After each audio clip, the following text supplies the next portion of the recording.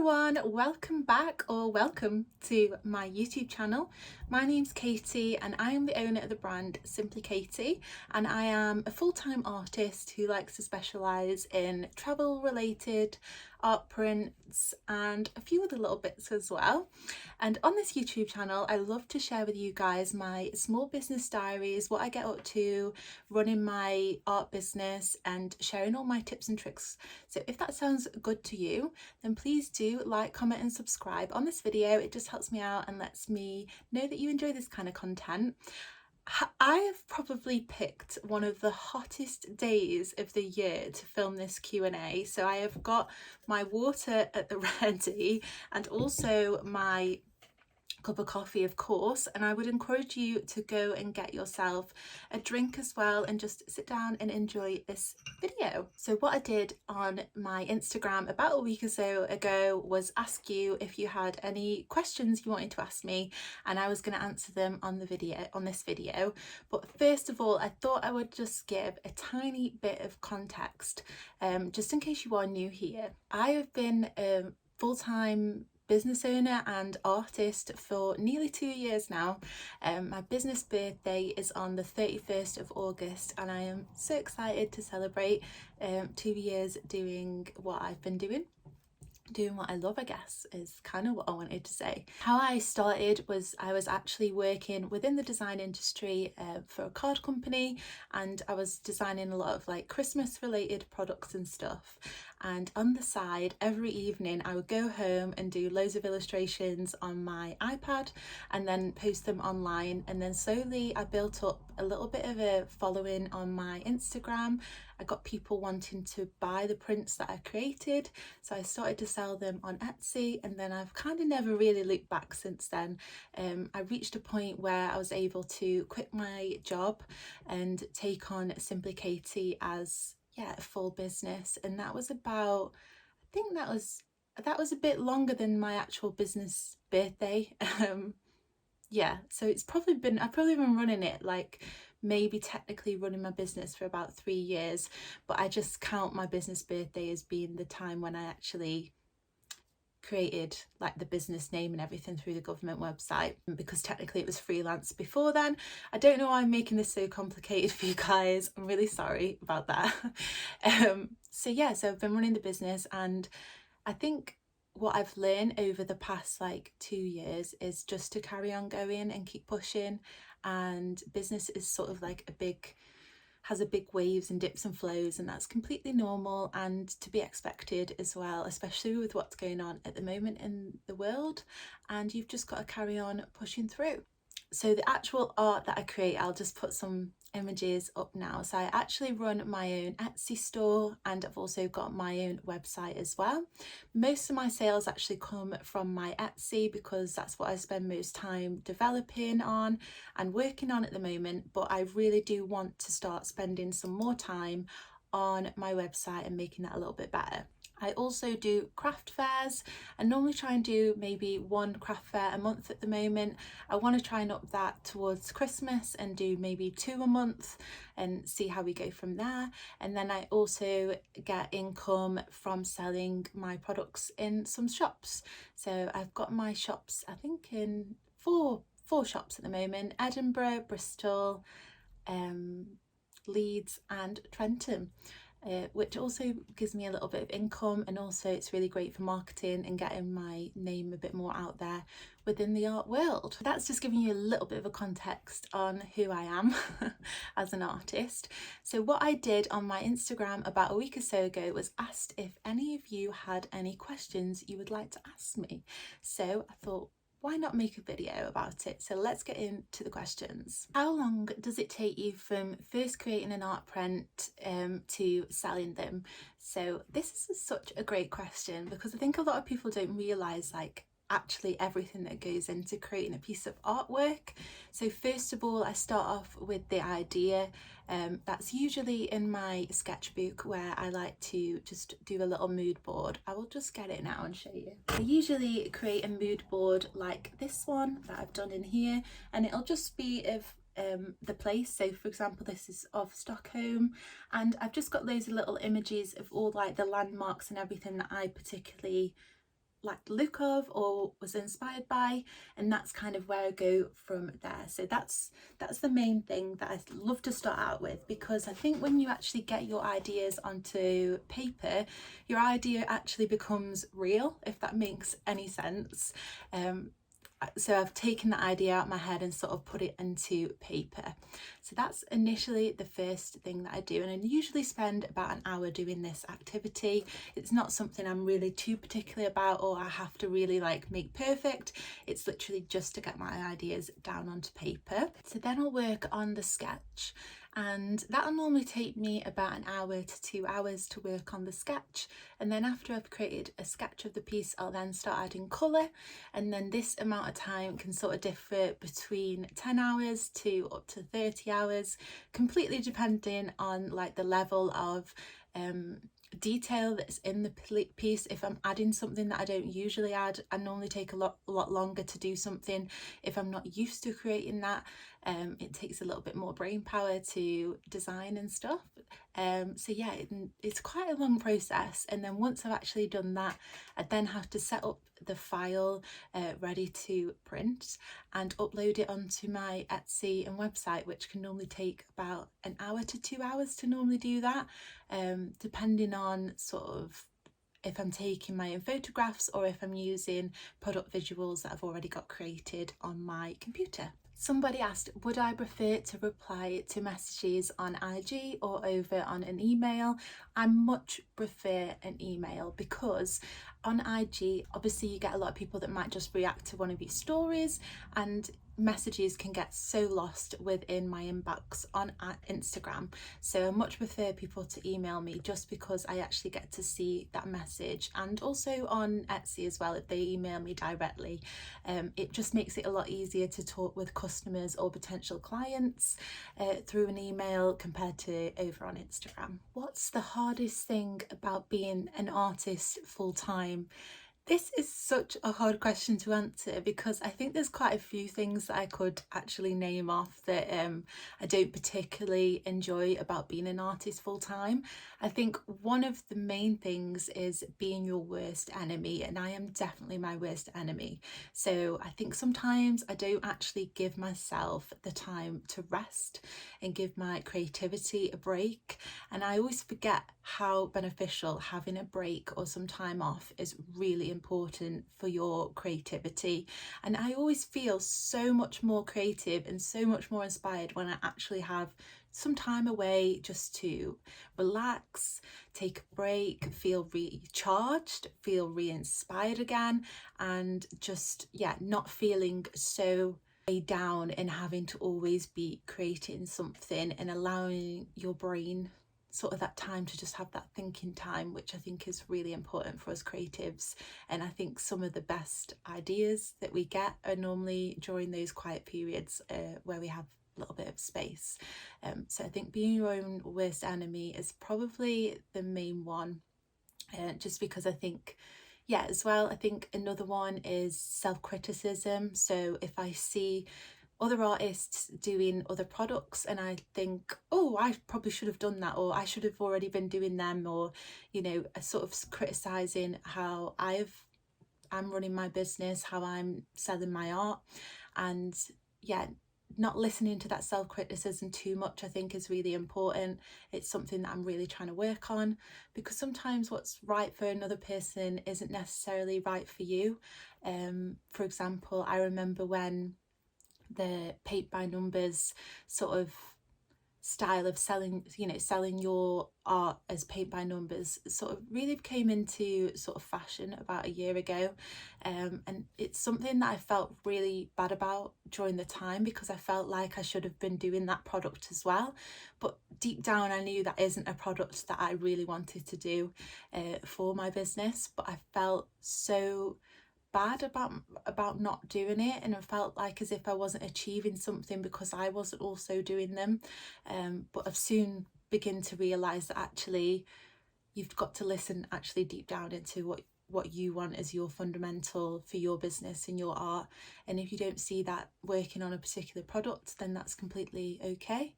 And yeah, it doesn't really, yeah, you don't have to criticize yourself and I guess it's sort of like also comparing yourself, I guess is probably more the right word, to what other people are doing. And I think that's something a lot of creative people do, is we just compare, because I guess we've got to have something to compare what we're doing to, just like another job, like every other job you work in, you probably compare on how fast somebody else does something to how fast you're doing it. And it's just the same, isn't it? When you're running your own business, you're going to compare yourself to other people as well. But yeah, I think that they're the two main ones. I probably could do a long list, but I'm not going to. I'll stick to those two. If you got to tell your recent graduate something, what would you tell? Okay, what I would say is just, I would say be yourself. Don't over compare on what other students are doing and how well their careers are going, and just focus your energy on yourself. One day you're going to get to where you want to be. It's just going to take a lot of hard work, and you probably don't realise, but you probably don't really have a style yet. And that's completely fine, because you're going to find your style as long as you carry on working really hard, and you will get there one day. And it's not going to be as quick as maybe what you planned, but that's completely fine, and just enjoy the process. Somebody asked, they love my transparency in my videos, and they were just wondering if I would do a cost/profit video. It's something that has crossed my mind quite a few times now, and I have seen other creatives do it too, and I think it's really good to sort of give people more of an idea of what's the potential income that somebody else could be earning. The only thing that worries me about doing that is that I don't want to, one, upset people. I don't want to make people feel like they're not enough because they're not maybe earning the same amount of profit as me. Or, you know, also I think sometimes you can maybe share a little bit too much online, and that might be something that I want to keep private to myself. I'm really passionate about sharing my craft fair journey, and I'm more than happy to share my figures with you guys about my craft fair, just because it's something that I've not seen people do, and I have definitely seen people already do the sort of showing the profit margins of their art business and everything. And I remember watching those videos when I was just starting out, and they really did scare me and upset me personally, because I felt like I wasn't ever going to get to that stage. I know other people might not see it that way. So possibly, maybe in the future, I might actually just do more of a breakdown video where I just share with you guys all of the different areas where I make money with my art business, but I might not actually go into full figures. I've seen Carly Clements do that over on her Instagram, and she's just done like a little pie chart where she shows where most of her income comes from, but she doesn't actually share any set amount of income or how much exactly it is, which I think is a really nice way of doing it, and it's kind of more of like a way that I feel like I would be comfortable with doing. How to register a company online. So I registered my company online on the government website if you're based in the UK. I don't know how it works in any other country, but I believe that you have to pay a fee in the UK. I think it's around about £12 or £14 to actually set up your business name and as a company, and then you get sent a company sort of profile of like an ID number, and then you just go from there. I don't think you have to technically in the UK set up a business straight away, because any of the earnings that you earn you would still have to declare to the government, but you could kind of do that in more of like a freelance way. But yeah, I would recommend setting up a business name and purchasing that through the government website, just because then you've secured that name through the website. Are you a full-time illustrator, or do you have a side job? So at the moment I am a full-time illustrator, but previously, like I explained earlier on in the video, I have done it as a side hustle and then turned it into a full-time business. So if that's something that you're currently doing and you've got a normal day-to-day job and you are looking to sort of move over to taking it full-time, I definitely recommend by just doing it on the side, you know, slow and steady. I think that's the best way to take these things, and to just take your time and yeah, and once you get to a point where you can see that the income is getting enough or getting similar to the job that you're currently doing, that's kind of a given time to quit your job and take it full time. This is a very good question. So somebody asked, how's cash flow? I have so many ups and downs throughout the year. So first of all, I think it's completely normal to have ups and downs. I don't think a business is like you go like that. I think a business you go in like this, and that's completely normal. So I think it's really good to, when you are having a higher month than what maybe you have done previously, is just make sure that you're saving some of that money, and you're making sure that you're going to save that money just in case as a buffer. So I like to, within my business, is always have a set amount of money that's always in my business account, and it's always like a buffer amount. So it means that I can pay myself for the next so many months without having to really hit hard and get loads of sales in. So I think it's really important to just have a little bit of planning when it comes to these things, and yeah, just sort of get prepared maybe for when you know it's going to get a bit busier. So for me personally, September is when Christmas sort of shopping kind of begins a little bit. It sort of starts a little bit, and I always like to sort of spend the quieter months getting loads of products ready or loads of new artwork ready for those months that are coming up. And that's something that I would recommend doing. I wouldn't see having a low profit month as being necessarily a bad thing. I would just use that time wisely and just think about how you can actually make use of a quieter period, because let's be honest, I mean personally, I couldn't live with having it like manic Christmas every single month. That's when I would have to start employing people, because I think it would just get way too hectic. And I definitely think using the time wisely is my best advice, and I know I've said that literally 3 times. How do you find selling on your own website compared to Etsy? So if I'm completely honest, yeah, I need to definitely work on my website a lot more because it is so slow. I don't know why it's so slow, and I am sort of been debating on getting somebody in to actually design my website for me, because it's just not something that I'm particularly that great at, and I feel like I don't want to waste weeks trying to make a really perfect website, because I just don't think I am technically that